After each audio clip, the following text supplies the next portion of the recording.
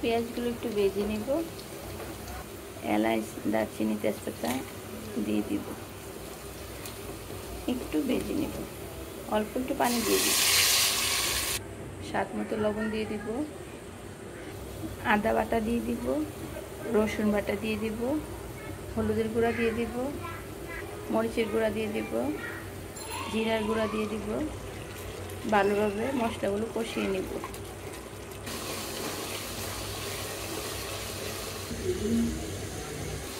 মাছগুলো দিয়ে দিব।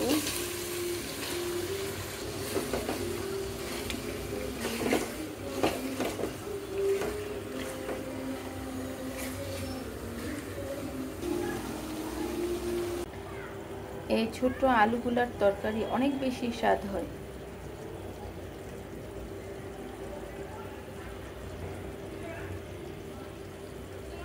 ছোট আলুগুলো দিয়ে দিব।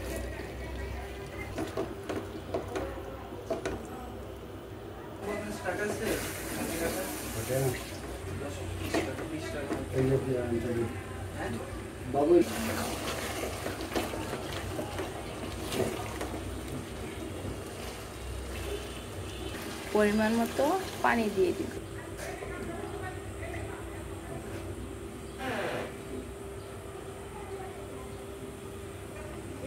একটু ভাজা জিরে গুঁড়ো দিয়ে দিব।